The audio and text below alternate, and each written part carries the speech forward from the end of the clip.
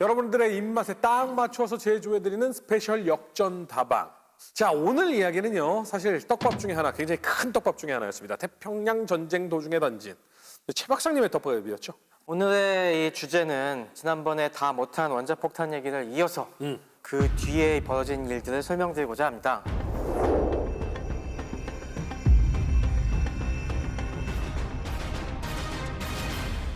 사실 소련이 핵실험에 성공한 것은 1940년대 말이죠.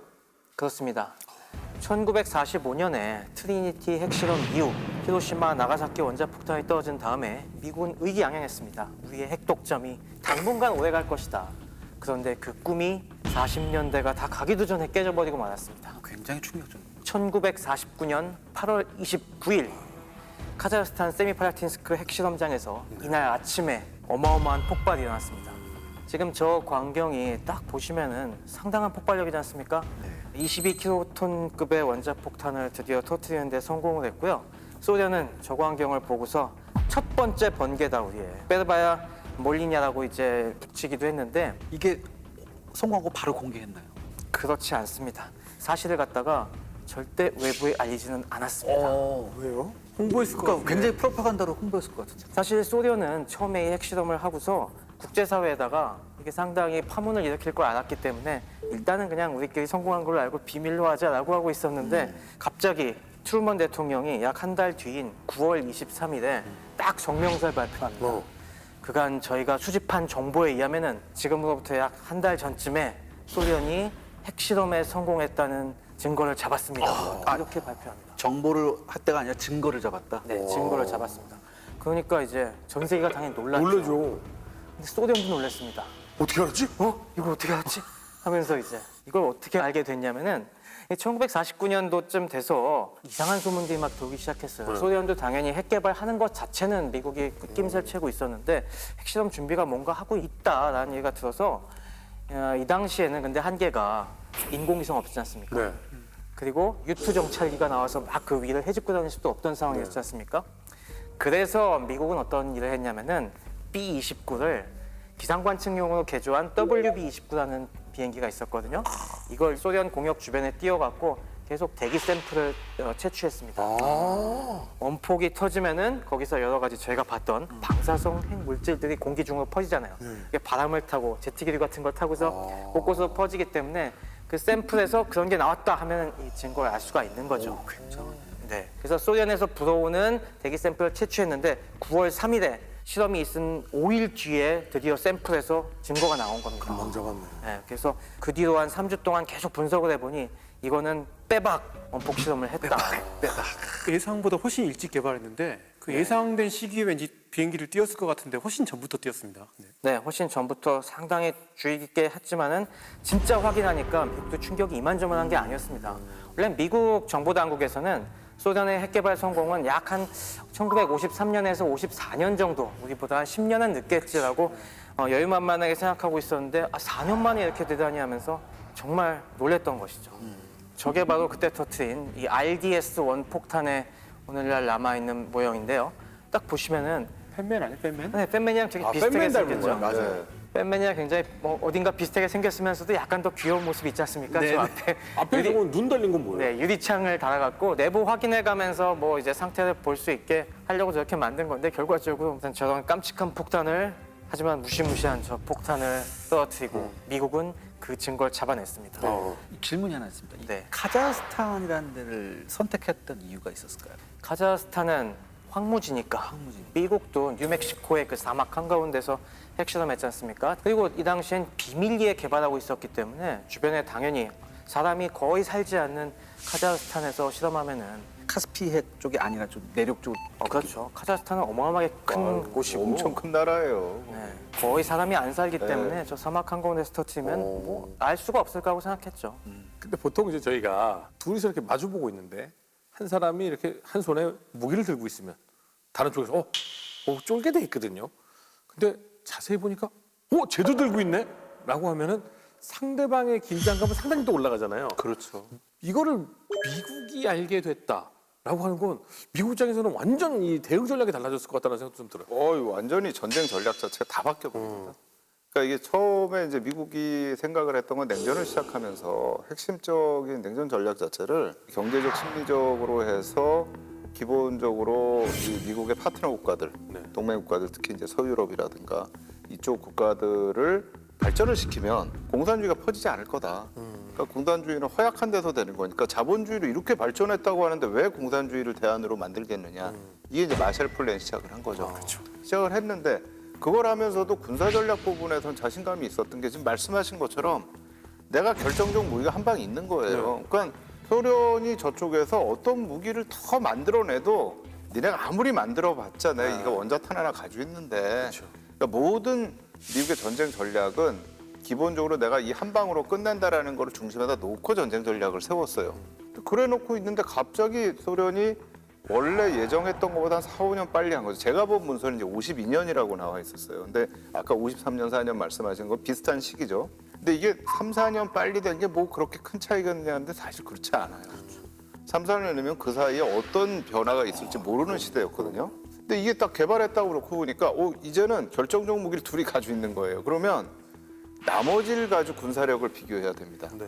근데 내가 지금 이게 가지고 있어서 제가 기본적으로는 재래 무기를 증강을 안 시켰던 거예요. 그러니까 이제 원자탄 외에 뭐 탱크라든가 전함이라든가 이런 거를 이전 수준에서 안 해놨는데 소련은 다른 거죠. 소련은 내가 결정적인 게 없으니까 이걸 계속 증강시켰던 거예요. 재래 무기를. 네. 근데 이제 똑같이 되고 나니까 이제 재래 무기에서 소련이 더 앞서기 시작하는 거죠. 이제 이러면 미국 입장에서 야 이게 우리가 한번 붙어야 될 상황이 온다 그러면 과연 우리가 지금 이 상황에서 이길 수 있느냐.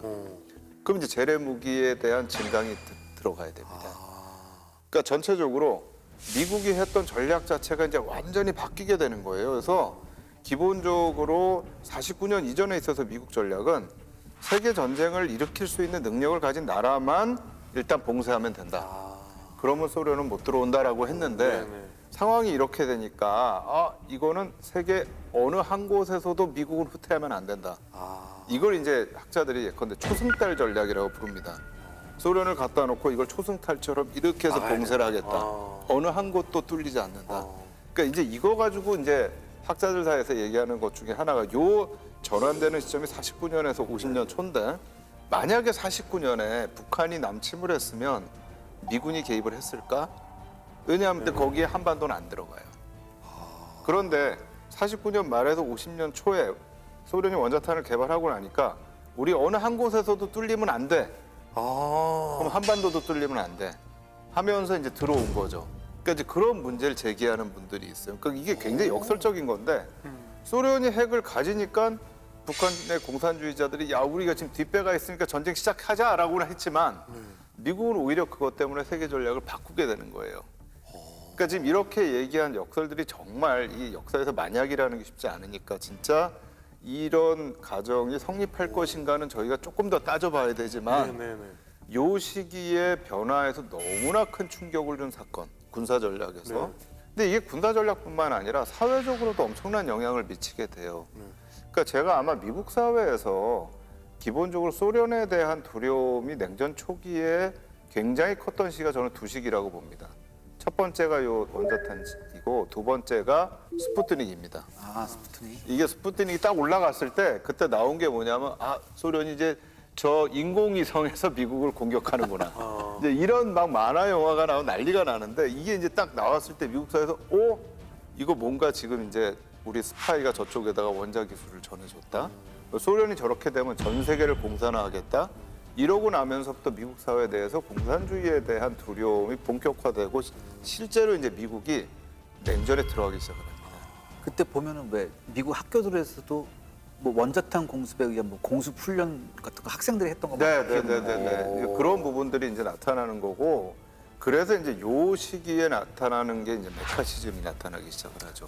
메카시즘 뭐예요? 그게 이제 누구를 공산주의자라고 해가지고 블랙리스트라는 걸 만들어서 이 블랙리스트에 있는 사람들을 활동하지 못한다. 또 과거에 뭔가 소련에 대해서 조금이라도 우호적인 활동을 했거나 우호적인 얘기를 했거나 또는 이제 프랭클린 루즈벨트 대통령이 살아있을 때 소련과의 협조를 통해서 2차 세계대전을 끝내고 이후를 여러 가지 디자인하는데 또 무슨 역할을 했거나 근데 이런 사람들이 니네 공산주의자 아니냐 해가지고 의회 청문회에 서게 되고 그다음 뭐 반미국적 활동위원회 이런 데 가가지고 조사를 받게 되고 근데 이게 이제 또 영화로 굉장히 많이 만들어졌죠. 미국에서 만들어진 영화인데 비공개라는 영화가 있었고요.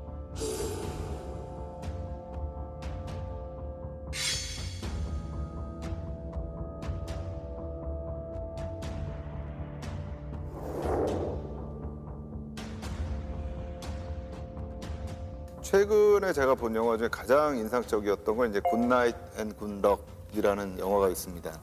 그게 이제 조지 클루니가 나오는 영화인데 사실 조지 클루니 아주 유명한 민주당 지지자잖아요.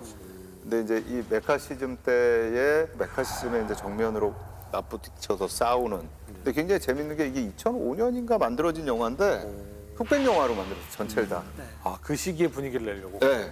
또 하나 이거보다 훨씬 먼저 나온 영화인데 큐브릭 감독이 만든 영화인데 스트레인지 러브. 이 공산주의에 대해서 얼마나 이런 공포심을 갖고 있는 사회가 됐느냐라는 게 너무 잘 나와요. 그래서 이 영화의 부제가 두려움을 떨쳐버리고 무기를 좋아하게 되는 이게 이제 영화의 부제예요. 부제가요? 네.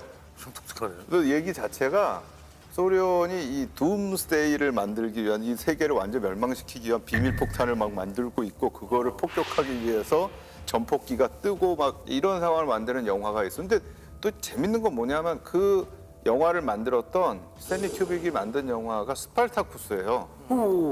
근데 이 스파르타쿠스의 극작가가 트럼보입니다.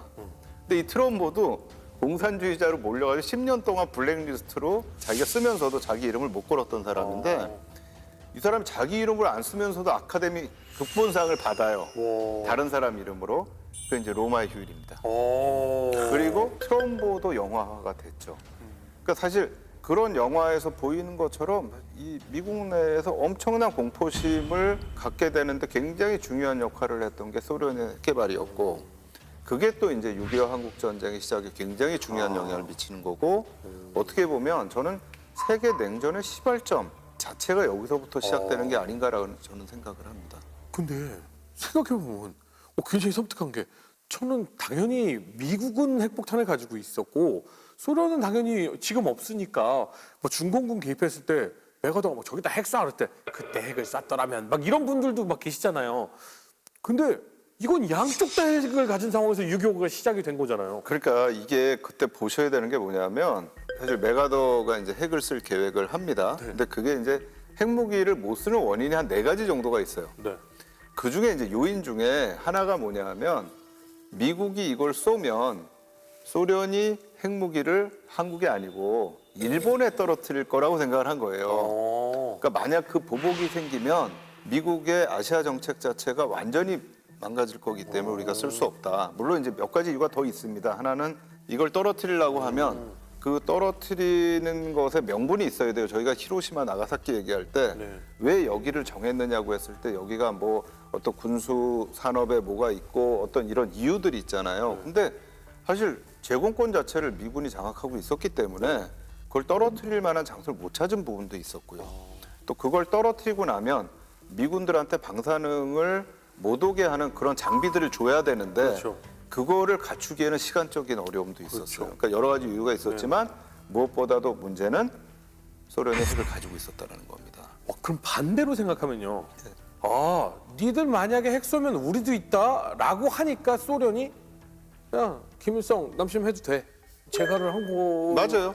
그러니까 그 대화에 보면 나오는 게 이제 2가지예요.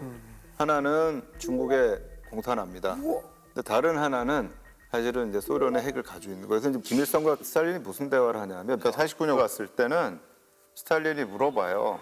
2가지를 물어봅니다. 첫 번째, 니네 준비됐니? 네. 남한군보다 니네가 쓸 자신 있어? 오케이. Are you ready? 네. 2번째, still 미군 there. 어떻게 할래? 요 2가지를 하고 하지 마 합니다. 근데 50년 딱 돼가지고 50년 초에 오히려 북한에 있는 소련 관리들을 통해서 김일성을 초청을 해요. 예전에는 김일성이 저 한번 만나주세요 이랬는데 그렇죠. 이제는 와라. 와서 얘기하는 게 미군 없어 이제. 중국도 혁명했어. 야 우리도 이제는 든든해. 그러니까 둘이 만나가지고 하는 얘기가 미군 들어올까? 안 들어올까? 안 들어올 거야.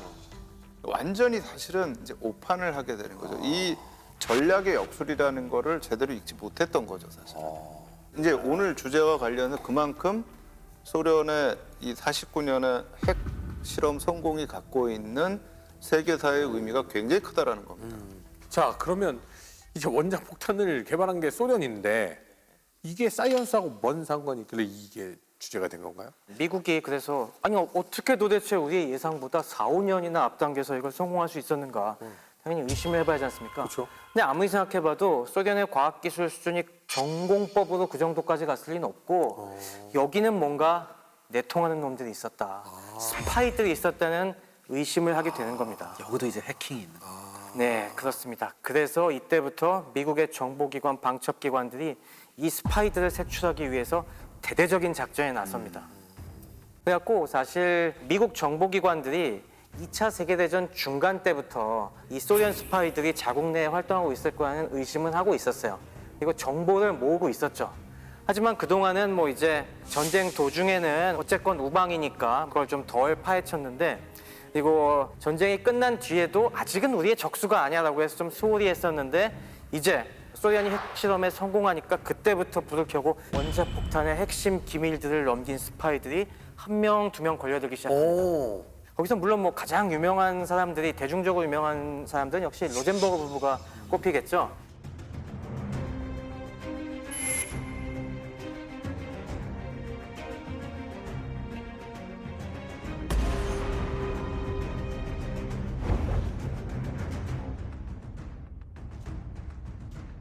네, 로젠버그 부부에 대해서는 여기서 자세히 다루진 않겠습니다. 로젠버그 부부는 물론 스파이 활동을 했다는 거는 확실한데 로젠버그가 넘긴 정보가 진짜 원자폭탄과 관계 있는 정보는 아니라는 게 요즘 거의 지배적인 설이에요. 주로 다른 무기들, 예를들면 근접신관이라든가 이런 쪽 관련된 여러 중요한 기밀들을 넘기긴 했지만은 원자폭탄이랑 관계가 덜하다는 쪽이 지배적인 설이어서 로젠버그 부부는 좀 스킵을 하겠습니다.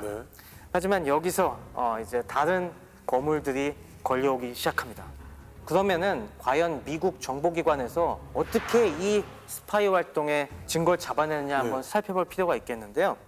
여기서도 가장 굉장히 중요한 역할을 한 것이 역시 도감청이었습니다. 그래서 이것이 유명한 베노나 프로젝트라는 것이었습니다. 베노나. 네, 베노나가 무슨 뜻인지 묻는 분도 계시지만 이건 아무 뜻 없습니다. 그냥 작전명을 숨기기 위해서 대충 아무렇게나 붙인 겁니다. 네, 이것도 이름이 여러 가지가 있었는데 맨 나중에 붙인 이름이 베노나였고요. 이거는 1943년부터 가동을 했어요. 아까 말씀드린 대로 미국에서 소련으로 가는 수많은 전문들이 있었습니다. 해적 케이블로 가는 유선 전문도 있고 무선으로 치는 전문들도 있었는데 미국 방첩기관들에서 이런 걸 갖다가 이거 좀 꺼림직해갖고 계속 다 이걸 수집을 해놓고 있었어요. 이게 냉전 시대 때까지는 철저한 비밀이고 이게 1980년까지가 유지가 됐었는데 냉전 뒤에도 이게 한참 안 알려지다가 1995년이나 돼서야 이제 알려지기 시작한 그런 비밀 작전이었습니다. 50년 지났어요. 네. 아니 근데요, 저 갑자기 궁금한 게 있는데 누군가 특정 대상이 있으면 네. 그 전화를 도청하거나 도청기를 어디 건지에 달아가지고 하거나 하잖아요. 네.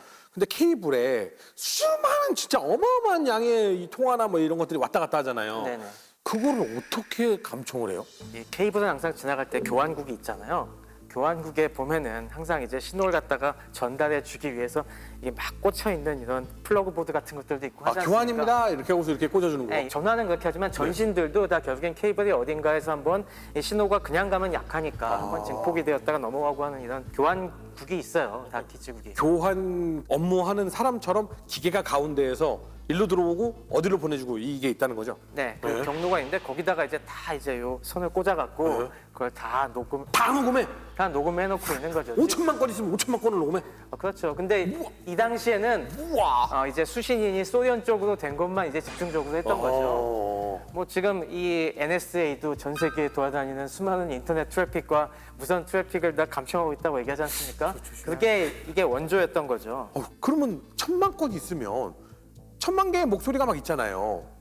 그러면 이 중에 무작위로 그냥 꺼내서 들어요? 어떤 특정 단어 뭐 여러 가지 뭐 단어 검색 조합이 같은 걸. 있다던데. 네, 다 밝혀진 건 아니지만은 그러니까 처음에는 예전엔 보낼 때 당연히 무작위로 보낼 수 있는 게 아니라 전화면은 전화번호를 돌려야 되고 그리고 전보를 보내면 전보 수신인이 있잖아요. 네. 수신인이 소련과 관계된 수신인이 딱 잡히면은 그걸 딱 뽑아서 저장을 하고 전화번호도 우리가 이 요주의 대상으로 잡힌 사람들의 전화가 딱 있으면은 즉시 그게 녹음이 되고 첩보 영화 같은 데서도 보셨겠지만은 이 음성 같은 거 실시간으로 분석을 해서 누구 음성 우리 데이터베이스에 있는 어떤 요주 인물과 음성 흔적이 일치한다라고 하면 거기서 또 삑 넘어가서 그거 딱 녹음이 되고 이런 식으로 시스템이 계속 발전을 해왔죠. 이 자동 처리가 고감청 돼요? 시스템이. 네. 선생님 그러면 진짜로 내가 중요한 이것만큼은 내가 아무한테도 들키지 않고 싶어라고 하면 어떻게 해야 돼요? 만나야지. 만나세요. 그러니까 저희가 이제 오프라인 모임을 하는 거죠. 중요한 얘기는 거기서 하는 거죠. 그래서 우리는 이렇게 오프라인 모임이 많았구나. 아 이제 다 이해가 되네요. 네, 그래서 이 베노나 프로젝트에서 굉장히 많은 양의 전문들이 캐치가 되었는데 문제는 이걸 해독을 못하고 있었어요. 미국이. 그 이유는 소련도 당연히 암호 체계에 굉장히 많은 공을 들이고 있었기 때문입니다. 굉장히 정교한 암호체계를 썼나 봐요. 아주 정교한 건 아니고 저희가 지난번에 태평양 전쟁 초반에 일본의 암호에 대해서 제가 말씀드린 적이 있었죠. 네. 비슷합니다. 마찬가지로 우리가 보낼 메시지가 있으면 그걸 5자리 숫자로 먼저 바꾼 다음에 거기다가 우리가 뭘 어떻게 보안을 강화했죠? 달마다 책. 바꿉니다. 그렇죠. 달마다 바꾸죠. 달마다 뭘 바꿉니까? 난수표를. 난수표를 바꿔서 그래서 몇 페이지에 몇 행 몇 열 요 난수를 딱 지정해 주면은 그 난수를 그 메시지에다 더하죠. 자리마다. 네. 그래서 그렇게 만든 암호문을 전송을 하죠. 근데 이게 그때 왜 일본의 암호가 결국에 털렸습니까? 난수표를 자주 못 바꿔가지고. 그렇죠. 난수표를 자주 못 바꾸니까 결국에 쓰다 보면 자꾸 반복적으로 쓰이게 되고 반복적으로 쓰이는 패턴이 있으면 그걸 거꾸로 이제 역추적을 해서 이걸 해독을 해낼 수가 있는 겁니다. 그럼 우리가 어떻게 하면은 이걸 완벽한 암을 만들 수가 있을까요? 난수 체계를 계속 바꿔. 매번 보낼 때마다. 맞습니다. 역시 이거 임계질량에 다다르고 있어. 그래서 이 난수를 다시 사용하지 말고 매번 바꾸면 된다. 한 번 쓰고 버리고 한 번 쓰고 버리고. 그래서 이런 암호 체계를 뭐라고 하냐면은 원타임 패드라고 합니다. OTP. OTP 저희 쓰잖아요. 이거 뚝 누르면 진짜 나오는 거. 네. 물론 약어가 좀 다릅니다. 거기서의 P는 우리가 쓰는 거는 원타임 패스워드고 그건 원타임 패드. 패드. 왜냐면 우리는 요 생성기로 매번 생성하니까 그런 이에 붙은 거고 요거는 바로 저런 식입니다. 저렇게 조그만 종이에다가 난수를 갖다가 적어놓고 저걸 첩보원이 받아서 저기 있는 거 갖고 한 번 암호를 만든 다음에 한 번 쓴 건 쫙쫙 버립니다. 그래서 원타임 패드라고 했어요, 저걸. 근데 웃긴 건 저렇게 보내면 야 이거 스파이가 보낸 건데 라고 너무 쉽게 걸릴 것 같은데? 저런 식으로 인편으로 전달을 하기 때문에 아 사람이 저거는 전달한다고? 그렇죠. 그래서 저걸 전달하는 방법도 굉장히 여러 가지가 있었어요. 첩보 영화 같은 데서 많이 보지 않습니까? 누군가가 이제 카페에 앉아갖고 탁 신문 보다가 맞아. 성냥갑 같은 거 두고 쓱 일어나면은 누가 쓱 와서 성냥갑은 쓱 맞아, 집어넣고 그리고 딱 돌아가서 그 성냥갑 열어보고 안에 난수표가 쫙 보면은 조그만 OTP가 들어있고 그런 겁니다. 요거는 이 첩보 박물관에 나와 있는 예 중에 하나인데 저게 뭡니까? 여행 갈 때 갖고 다니는 개인용 개인 위생용품들 네, 있는 네. 가방이지 않습니까? 저걸 딱 받아서 꽂아놓는 저 가죽 끈을 갖다가 쓱 칼로 째갖고 싹 들쳐보면 저 뒤에 뭐가 있습니까? 아까 보신 OTP가 OTP 있어. 봉투가 들어있는 거죠. 이제 저는 안 될 것 같아요. 안 보여서 이게 작은 글씨 안 보여서 아 맞습니다. 젊은 사람들이나 해야지. 전직 스파이들의 고충 중에 하나가 네, 잘안 저거 안 보이는 거 보면서 맨날 무전 때려하는 거 너무 지겹다. 눈도 침침한데 네. 죽을 맛이다 하는 얘기가 진짜 있습니다. 그러니까 이거 난수표를 어떻게 전달하느냐가 굉장히 중요하죠. 그러네. 뭐 영화 보면 뭐 구두 닦기가 뭐 이렇게 맞아, 하는데 맞아. 가장 안 걸리는 방법이 동전이에요. 동전이 두 개로 갈라져요. 그 예를 들면 신문 가게에서 돈을 주고 신문을 산 다음에 동전을 거슬러 받으면 맞아요. 여기가 난수표가 들어있는 그러니까 거야. 이 동전을 가져가서 굉장히 정교하게 열어요. 그럼 그 동전이 두 개로 갈라지거든요. 그 안에 있어요. 난수표가. 근데 그것도 굉장히 작잖아요. 현병 이만한 게 있어요. 현미경 같은 거는 보고 봐야지. 지금 말씀하신 동전보다 동전은 너무 작으니까 또 많이 쓰던 방법이 바로 저겁니다. 호두야? 호두. 저게 얼마나 기가 막히냐면 저 호두알을 아무리 보더라도 반으로 갈라진 흔적이 없대요. 크랙이 전혀 없는데 이렇게 해서 뚝 해보면은 저렇게 안에 그게 뭘로 붙였대? 본드로 붙인 거 아니에요? 본드겠지. 아무튼 저것도 아주 감쪽같이 붙여놓는. 아무튼 저 호두는 진짜 소련에서 많이 쓴 방법이라고 하고요. 이렇게 여러 가지 방식으로 하여튼 넘겨줍니다. 자 그런데 이것도 사실은 문제가 있죠. 무슨 문제입니까? 이런 걸 전달하려면 필수적으로 2-3명 이상의 맨파워가 그렇죠, 있어야 될 것 같아요. 그리고 저건 걸리면 100% 얘는 스파이다라고 너무 정확해. 역시 가장 중요한 거는 저거는 암호를 많이 보낼수록 많이 필요한 거지 않습니까? 그렇죠. 저 난수가. 아, 그러니까 복잡한 내용을 보내기 힘든 거군요. 통신량에 따라서 그만큼 난수를 많이 전달해야 되는데 저렇게 한 번 전달하는 것도 이렇게 쉬운 일이 아닌데 점점점 정보가 쌓이고 쌓이면은 OTP를 전달하는 것 자체가 너무 큰 일인 겁니다. 매번 전달해야 되니까. 이게 처음에는 문제가 안 됐었는데 결정적인 문제가 발생하게 된 게 역시 전쟁 때문이었습니다. 독소 전쟁이 터지니까 갑자기 통신량이 늘어나요. 보내야 될 게 너무너무 많아진 거예요. 그러니까 소련 입장에서도 수많은 난수를 만들어서 전달하는 게 과부하 걸린 겁니다. 그러다 보니까 막 실수를 저질러 단시간에 너무 많이 만들어야 되다 보니까 똑같은 내용을 여러 구를 배부한 일도 벌어지고 반복 사용하는 일들이 벌어지게 돼요. 그 한 번만 사용한다는 전제가 깨져버려요. 그래서 이 1941년부터 한 43년, 44년까지 보낸 많은 전문들이 똑같은 난수를 이용해서 보낸 게 나중에야 밝혀집니다. 처음엔 미국 정보 분석가들도 이거 어떻게 깨지 하면서 막 골머리를 싸매다가 그 당시에도 이제 여성 분석가들 중에 그걸 막 맞춰보다가 유레카 하면서 이거 반복된 거다. 그게 정확히 어떻게 잡아내는지는 아직도 약간 기밀에 쌓여있는 게 있는데 하여튼 이런 증거가 밝혀지면서 이게 1946년 정도가 되면서부터 많은 수가 해독이 돼요. 근데 그런 패턴 밝혀내는 게 여성들이 굉장히 잘하는 것 같아요. 언어적인 능력이 여성들이 예전에 그 영국군 레이더 오퍼레이터도 여자가 많았는데 독일군 폭격 코스나 이런 걸 굉장히 패턴으로 분석을 잘해가지고 그걸 해가지고 다 잡았다고 했어요. 그래서 46년도부터 해독된 문건들은 쌓였는데 또 하나의 문제가 남아 있습니다. 당연히 거기다가 이제 수신인 발신인 할 때 이세환 보냄 이렇게 안 했을 거지 않습니까? 샤를 보냄 그렇게 당연히 됐죠. 샤를 보냄. 딱 걸리네. 이세원 보내면 몰라. 샤를 보내면 그 사람? 딱 이럴 것 같아. 아, 샤를 보내는 건 그렇게 안 해도 문장 안에 나 요즘 힘들어라고 있으면 샤를. 하여튼 이런 식으로 막 그 활동명으로 다 적혀 있으니까 이게 누구야? 의문이었는데 냉전 초기에는 이걸 갖다가 수사하기가 힘들었어요. 이거 잘못 수사했다가 이거 걸리는 거 아니야? 우리가 감청하고 있는 거. 그래서 수사 적극적으로 못 하고 있다가 원폭 실험이 있으니까 이제 볼 거 없어. 빨리 이거 다 잡아내야 돼. 이제 하나하나 색출하기 시작한 거죠. 그 중에서 주목하게 된 하나의 활동명이 있었습니다. 그게 찰리라는 활동명을 찰리. 그 전에는 레스트라는 걸 썼다가 나중엔 찰리라는 활동명을 쓴 인물에 주목을 하게 됩니다. 그러면서 이게 누구지 하면서 수사망을 좁혀 들어가다 보니까 딱 한 명이 지목이 됐어요. 우리 맨하탄 프로젝트에서 굉장히 중요한 일을 한 이 과학자가 있었네? 그러면서 바로 저 인물 클라우스 푹스라고 그 정체를 지목하게 됩니다. 맨하탄 프로젝트에 참여한 사람이라고요? 네, 굉장히 핵심적인 역할을 한 물리학자였는데 그래서 클라우스 푹스 어디 있어? 라고 하니까 지금 미국에 없는데요? 어딨어? 그때 딱 찾아보니까 저 사람은 국적이 영국이었습니다. 그래서 이미 영국으로 간 뒤였어요.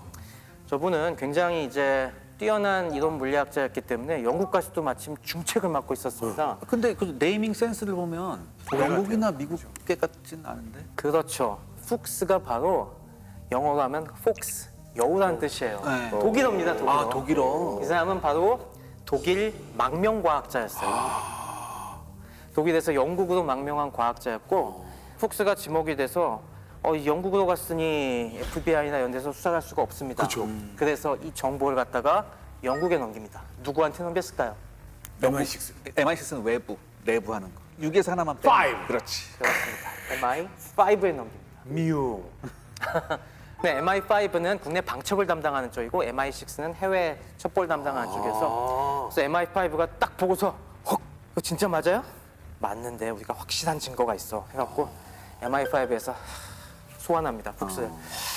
푹스 선생님 이거 우리가 좀 이상한 정보를 캐치했는데 아, 그 좋게 말한다, 굉장히. 처음에는 처음에는 그렇게 확신이 없으니까 그래갖고 이거 여기 나오시는 분 혹시 좀 아세요?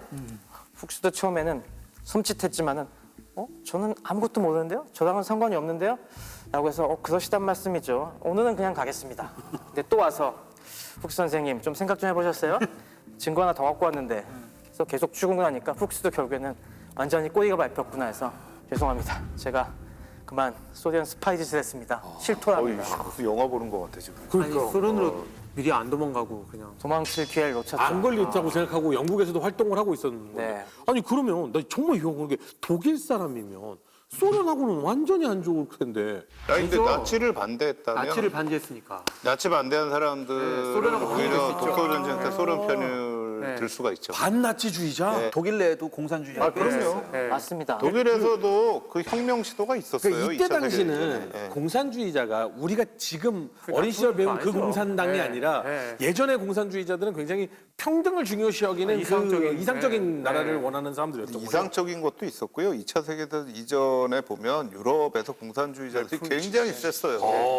네, 독일이 또 굉장히 공산주의 운동이 강해갖고 나치가 집권한 총선에서도 나치가 한 40% 정도 득표했다면은 공산당이 그때 20-30% 득표했었어요. 꽤 많이 그래서 나치 쪽에서 이 공산당 그때 이거 없애려고 사실은 국회의사당 방화 사건이 일어나잖아요. 그건 지금도 진실인지 아닌지 몰라요. 아무도. 클라우스 푹스는 집안부터 심상치 않았습니다. 이 아버지가 굉장히 지식인이었는데 1차 대전에 참여했다가 전쟁의 염증을 느끼고 전후에 이제 평화주의자가 됐고 전형적인 좌파 집안이어갖고 자녀 이남 이녀가 있었는데 넷다 3인당에 가입해서 3인당. 네, 좌파 운동을 하다가 나치가 집권하니까 다들 발끈해서 어떻게 이런 극우파들이 집권할 수 있냐라고 해서 공산당에 입당을 합니다. 그러면서 반체제 운동을 하죠. 그래서 집안 내력이 참 굉장히 핍박을 많이 받았어요, 나치에. 저 푹스 4남매 중에서 클라우스는 그래도 공부를 좀 더 하고 싶어갖고 1933년에 영국으로 먼저 이주를 하는데 이 누나랑 여동생은 남아서 반체제 운동하다가 투옥되고 그러다가 누나는 나중에 열차에서 뛰어내려서 자살합니다. 그래갖고 이제 굉장히 집안이 그렇게 고초를 겪다 보니까 뼛속 깊이 반나치 이 사상을 갖고 있었죠. 하지만 그렇다고 해서 처음부터 스파이는 아니었어요. 이 사람이 이제 영국에 가서 학위를 마치고서 그때 잡을 잡고 지도교수로 모시던 분이 막스 보른이라는 분이었습니다. 이름이 막스야.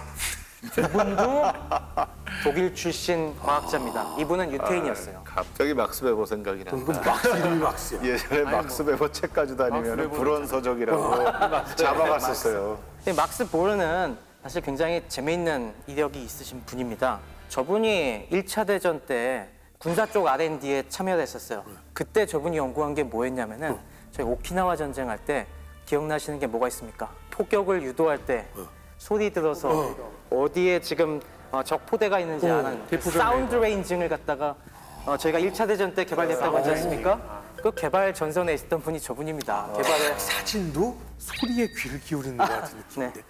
이렇게 듣고 있는 느낌이잖아요. 그리고 저분은 물리학계에서도 들어보셨을지 모르겠지만 양자역학에서 굉장히 중요한 업적을 남기신 분이고요. 그리고 또 저분의 외손녀가 또 유명한 분입니다. 바로 올리비아 뉴튼 존. 아 팝스타인데. 그렇죠. 올리비아 뉴튼 존? 네. 역시. 올리비아 뉴튼 존의 외할아버지가 저 막스 보른이셨습니다. 그 존 트라볼타하고 나왔잖아. 독일 맞아요. 여자. 그러니까 소리에 굉장히 민감한 집안이네. 그잖아요. 당연히 뭐 노벨상도 나중에 받으셨고요. 저분이 아무래도 자기가 나치를 피해서 고초를 겪고 영국에 와 있으니까 비슷한 처지의 망명 과학자들을 많이 데리고 일을 했어요. 좀 뒤도 봐주고. 그래갖고 이 푹스가 저 밑에서 굉장히 열심히 일을 했습니다. 그런데 여기서 또 한 가지 눈여겨볼 것이 이 스파이들의 특징이 뭐가 있는 줄 아십니까? 뭐예요? 굉장히 성실합니다. 아. 그렇지 않습니까? 맞아요. 의심을 일을 열심히 받으면 안 하죠. 되기 때문에 항상 매사에 열심히 스파이 교육할 때 그래서 그것도 중요해요. 게으름은 스파이 네. 못한다. 어디서 이제 한눈 팔고 뭐 괜히 추궁당하지 말고 열심히 일해갖고 신임을 얻어라. 허준 씨 어떻습니까? 허준 씨 스파이 기질이 있습니까? 저요? 네. 난 스파이가 될 자질이 충분하다. 왜요? 왜냐면 진짜로 저는 뭐 돈과 상관없이 진짜 뭔 일을 하면 내가 여기에서 무조건 최고가 돼야지 막 이런 스타일로 일을 했던 스타일이라. 켜봐야겠는데 이거. 그러니까 일단 안경 잠깐 벗어. 우리 거기 난수표가 있는 한번 잠깐 보고. 안경 알이 없을 수도 있습니다. 그게 아니라 근데 어쨌건 이 푹스가 막스본은 처음에 갔을 때부터 스파이 짓을 한 건 아니었고요. 이렇게 열심히 일하다 보니까 막스본이 너 성실하고 똑똑하고 너 정말 훌륭한 친구다. 내가 너 잘 되게 믿어줄게 하면서 신원보증을 서줘요. 그래서 너 일 더 열심히 하려면은 독일 국적 갖고는 안 돼. 그러니까 귀화하자. 너도 나처럼 영국에 귀화하면은 좀 더 일을 많이 할 수 있을 것 같아라고 해서 푹스가 1939년에 영국에 귀화 신청을 합니다. 하지만 역시 전시에 가까워지다 보니까 독일 출신들은 신원조회를 철저히 합니다. 의심받겠지. 네, 신원조회만 하는 게 아니라 다 불러다가 사상 검증도 합니다. 그래서 이런 망명 신청자들을 영국에서는 모아갖고 섬 같은 데다 가둬놓고서 한참 동안 관찰하고 취조하고 뭐 이상한 낌새 없나 몇 달 동안 했어요. 야, 이거 너무하다. 섬에 사람을 가둬. 무슨 실미도예요? 이 맨섬이라는 데 처음에 갔고 그 다음에 나중에 캐나다까지 가서 거기서까지 이제 취조를 받았는데 여기서 문제가 터진 거예요. 자, 우리가 도둑의 진화 과정 들어보신 적 있죠? 감옥에 들어가서 맞아요. 하나씩 기술을 배운다. 맞아요. 처음에는 그냥 잡범, 소매치기 잡범이 들어가서 이제 학교 가서 열심히 이제 기술을 배워갖고 나올 때는 대도가 되는 경우들이 종종 맞아요, 있잖아요. 맞아요. 이 경우도 그랬습니다. 실제로 여기 들어간 사람들 중에 독일 스파이는 아니었지만은 당연히 독일에서 피해온 반체제 인사들이었기 때문에 진짜 친소 스파이들이 있었어요. 그리고 여기에 소련은 이런 사람들을 포섭하기 위해서 일부러 여기 또 침투시켰어요. 그러니까 이 안에서 뭐 하겠어요? 취조당하는 동안 다들 그냥 할 일 없이 저녁 때 나와서 얘기하는 동안에 슬슬 그들이 이제 포섭을 하는 겁니다. 그래서 이 신원조회 받는 도중에 푹스가 포섭이 돼요. 진짜 재밌다. 그러니까 이런 거냐? 야, 너 해도 너무하는 거 아니냐? 아, 내가 뭘 잘못했다고 이렇게까지 계속해? 그러면 그치 좀 짜증나지? 하면서 슬쩍 와가지고 이거 영화로 없죠, 아직. 드라마는 있었을 겁니다. 그래갖고 이 푹스가 이 안에서 스파이가 됐는데 이때 또 스파이로 포섭한 인물이 태평양 전선에서 활약한 저렇게 리하르트 조르게랑 상하이에서 같이 일했던 사람이에요. 그렇게 하고 다 연결이 된 이게 소련의- 제가 무슨 스파이 사관학교인가요? 여기가 거의. 아, 뭐 거의 섬이 결국에는 스파이 사관학교가 된 꼴이 그렇죠. 됐네요. 거기 보시면 조르게도 독일계였죠. 네. 이 사람도 독일계들이었어요. 네. 독일계 공산당원들이 이 1930년대 소련에 나치가 집권하니까 희망을 잃고 소련의 첩자가 된 경우가 되게 많습니다. 그 여기 이렇게 해서 첩자가 된 다음에 무난하게 이제 신원조회를 통과해서 네. 영국 시민권을 딴 다음에 그러니까 이제 제한이 다 풀렸죠. 그래서 열심히 처음에는 영국의 원폭 개발 계획이었던 튜브 알로이 계획에 합류해서 일하다가 그 다음에 어떻게 하기로 했습니까? 영국과 미국이 힘을 합쳐서 네. 원폭을 개발하기로 했죠. 캐나다에서 기술 넘겼지. 네. 푹스는 야 이제 너도 똑똑한 애니까 너 이제 미국 가서 미국 애들이랑 같이 일해. 그래서 미국을 처음엔 컬럼비아 대학에 건너가서요. 컬럼비아 대학에 우라늄 정제하는 여러 기술들을 갖다가 연구하다가 마침내 1944년 8월부터 로스알라모스의 맨하탄 프로젝트의 한가운데로 갑니다.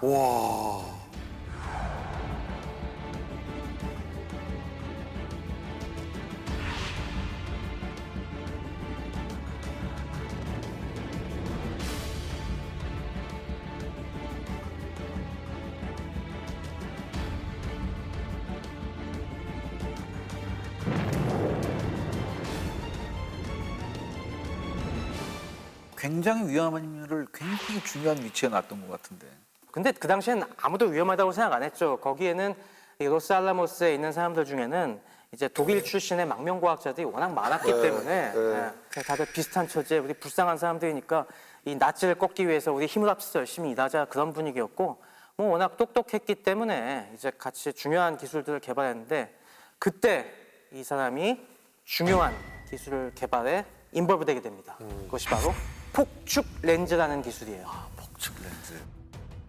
제가 원자폭탄 원리 설명드릴 때 이 팬맨을 기폭시키기 위해서 플루토늄을 기폭시키기 위해서 얘를 압축시킨다고 했죠. 근데 그 압축을 뭘로 한다고 했습니까? 폭탄으로. 폭탄을 터뜨려서 그 충격파로 압축시킨다고 했는데 제가 그거 설명을 할 때 그때 설명은 너무 TMI일까봐 빼놓은 원리가 하나 있어요. 그게 바로 폭축 렌즈라는 겁니다. 그 기억을 다시 떠올려 보시면서 보시면은 이게 문제가 하나 있습니다. 사실 그냥 터뜨리면은 우리가 이 공 모양의 폭약을 쌓아놓는데 이 공을 우리가 축구공 모양으로 축구공의 면이 몇 개인 줄 아십니까? 육각형과 오각형이 있죠. 네, 30개, 아니야. 거의 비슷했어요. 28개. 32개. 딩동댕. 와 이거 어떻게 하지 진짜? 지금 저는 이거 거의 신대림인데. 플러스 마이너스 2라고 생각했었거든요. 난 되게 웃긴 게 문제는 육각형과 오각형이라서 6, 5, 30이라고 한 거예요. 야, 이것도 능력입니다. 근데. 네. 이게 육각형 20개, 오각형 12개인데요. 그 모양 하나하나에다가 그래서 신관을 하나씩 꽂아놔요. 그래서 이걸 동시에 터트리는 거예요. 그래서 32개의 신관이 꽂혀 있는데 그냥 터트리면 어떤 일이 벌어질까요? 저기 딱 신관 터진 데서부터 그렇지. 폭약이 순서대로 동심원으로 퍼져가면서 그렇죠. 폭발이 날 거 아닙니까? 그러면 저 충격파가 한꺼번에 이 안쪽에 우라늄, 플루토늄 쪽으로 모이지가 않아요. 그렇지. 저게 가까운 쪽은 먼저 닿는데 그렇죠. 저 옆으로 퍼져나간 거는 듬성듬성하게 압축이 되니까 약한 부분에서 쭉쭉 삐져나오는 겁니다. 그리고 저게 압축이 안 되고 깨져버려요. 저 안에 코어가. 그래서 이 문제를 사람들이 깨닫고서 야 저거 어떻게 할까? 아니 그렇다고 해서 신관을 무작정 많이 늘릴 수가 없는데 고민하다가 딱 떠올린 게 렌즈였습니다. 렌즈? 우리 볼록 렌즈를 보면은 볼록 렌즈가 뭐 하는 거예요? 빛을 모아주는 거죠. 네. 저기 왼쪽 그림에 보시면은 저렇게 빛이 평행하던 게 쭉 모이는데 야 충격파도 저렇게 한 군데로 쫙 중심을 향해서 모으게 할 수 없을까? 충격파도 모을 수가 있어요? 쉽게 말해서 폭발력을 한 군데로 모으면 된다. 그렇죠. 폭발력 한 군데로 모으면은 어떻게 하면 그게 가능할까? 이게 혹시 먼로 효과 비슷한 건가요?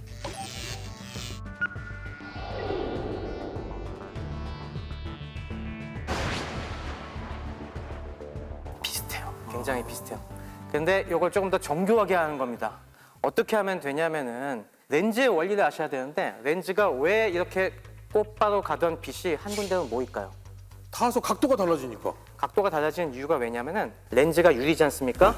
유리 속에 들어가면 빛이 속도가 느려져요. 그래서 가운데로 가면은 이게 속도가 좀 느린 상태로 길게 가고 이 가운데로 가면 얇으니까 조금만 느려지잖아요. 이게 나중에 합치려면은 이게 구부러져야지 이렇게 끝에서 합쳐지는 겁니다. 아 다시 합쳐져야 되니까. 네. 들어간다.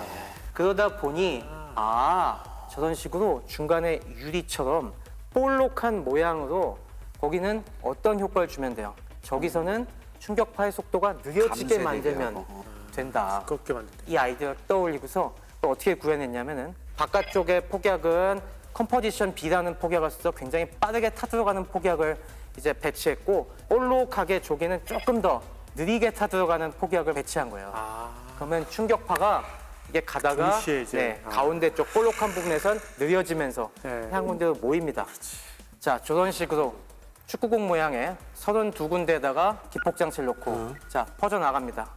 퍼져나가는데 저 충격파가 저 가운데가 느린 폭약에 닿으면 저 가운데를 통과하는 건 속도가 느려지고 바깥쪽은 계속 빠르게 움직이니까 저게 끝에 가면은 다시 저런 식으로 모입니다. 그래서 한 번에 뻥. 결국엔 동시에. 그래서 진짜 신기하다. 저게 동그랗게 저 폭발력이 충격파가 모이는 겁니다. 그러니까 저게 진짜 렌즈를 단 게 아니라 렌즈 모양의 타들어가는 속도가 다른 폭약을 담았다. 맞습니다. 어떻게 저런 생각을 할 수 있죠?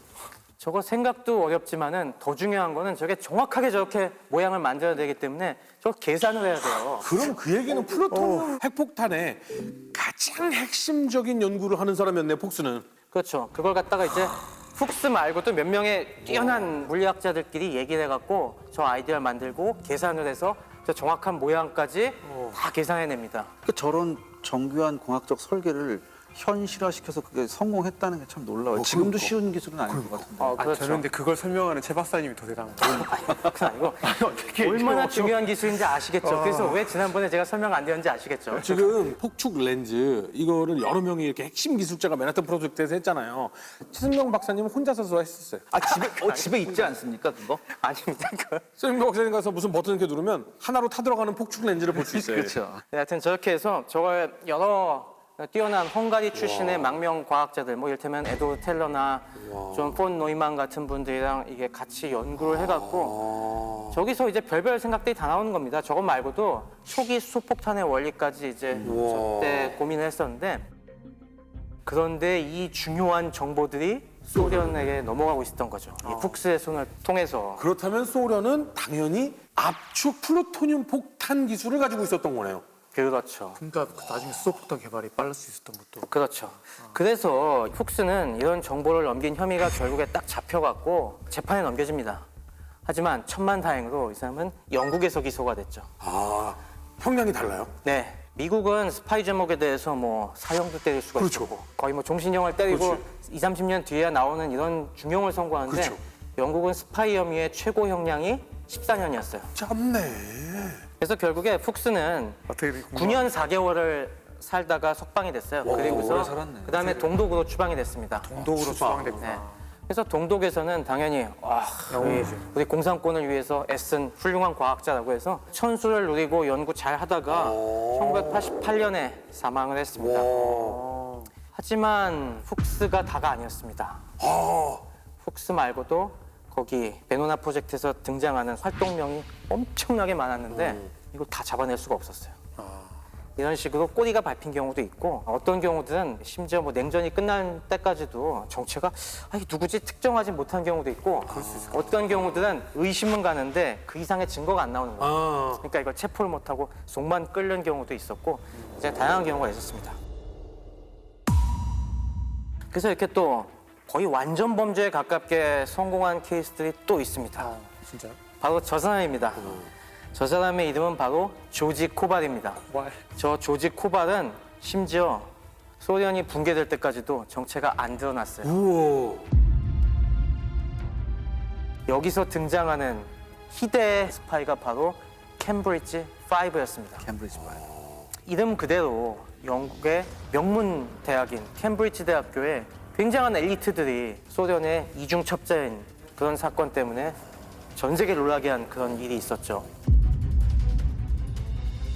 그래서 소련은 드디어 최고 책임자로 이고르 쿠르차토프 박사에게 맡깁니다. 이걸 다 연구해 보려니까 인력도 부족하고 실험 장비 만들 돈도 부족하고 그랬는데 그런 고비마다 엔카베데나 게르우에서 영국과 미국의 정보들을 물어다가 쏙쏙 주는 겁니다. 제갈량의 주머니 같은 거네.